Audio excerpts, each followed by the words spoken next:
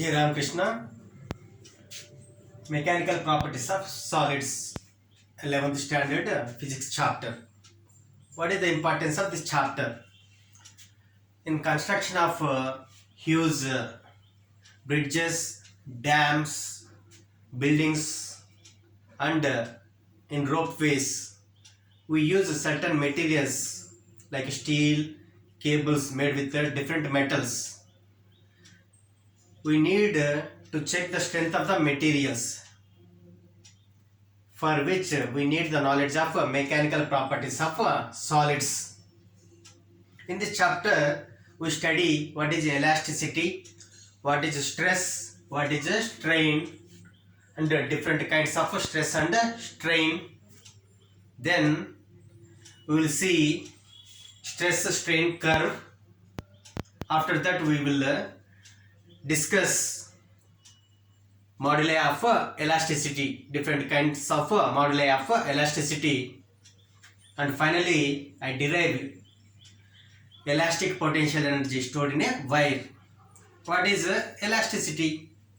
The property of a body by virtue of which it regains its original shape or size or dimensions once the deforming force is removed is called elasticity.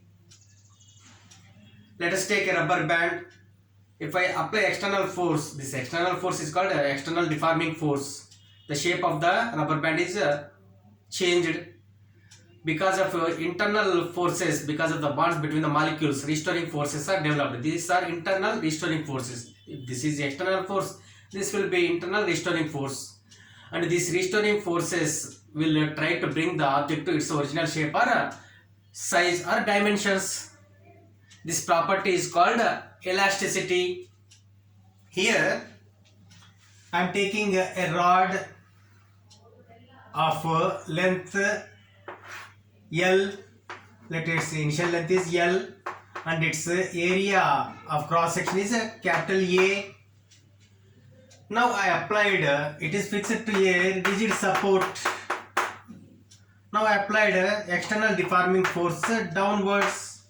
Due to this external force, let the length of the rod increases by small l. Here change in length is small l, original length is capital L. Here deformation or stretching is small l. Now because of this external force, deformation took place and restoring forces are developed internally, which will try to bring the object to its original shape or size. If I remove this force, the object again regains its original length L. It happens because of the internal restoring forces. This force, that is restoring force acting per unit area, is defined as stress. The SI unit of stress is Newton per square meter. Here, since the length of the rod or wire is increased, it is called tensile stress. Suppose the rod is the same rod is placed here. Now I applied external deforming force like this. It is placed on the surface. Its length is L. Now let its length decreases by small amount, small l. Now this is external deforming force downward. Because of this deformation, restoring forces are developed opposite to the external force. Since area of cross section is same, now this restoring forces acting per unit area is also defined as stress. Here, since the length of the rod is decreased, it is called compressive stress. Compressive stress. If this is the pillar, if a bridge is constructed, if these are the pillars, so these pillars are under compressive stress. Their length will be decreased. If a person stands, his legs are under compressive stress. His length will be decreased by a small amount. Combinedly, this tensile stress and compressive stress are called longitudinal stress. Units will be same.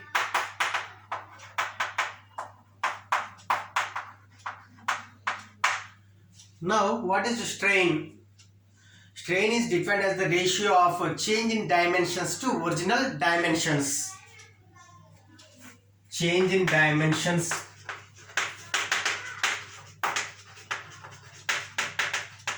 to original dimensions based on the dimensions. There are different kinds of strain.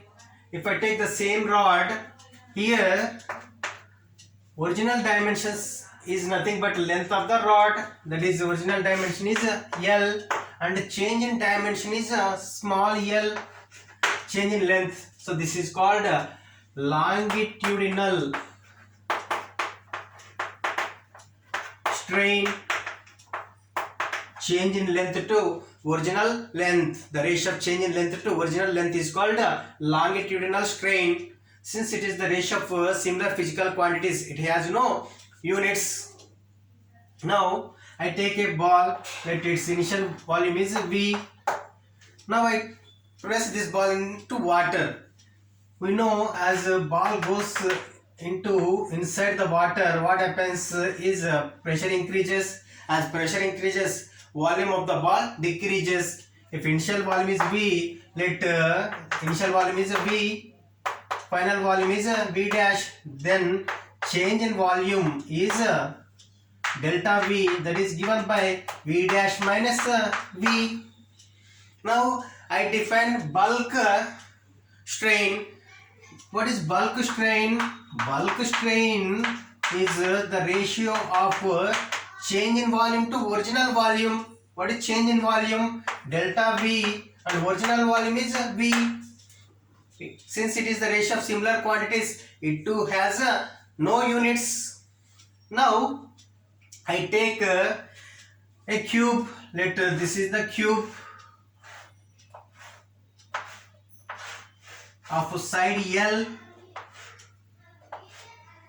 Each side is L. Let this bottom surface is K, L, M, N, and upper surface is P, Q, R, S. Now on upper surface, I can apply force in two ways. I can apply normal force, I can apply tangential force. Here I apply tangential force. Let the area of the upper surface is capital A.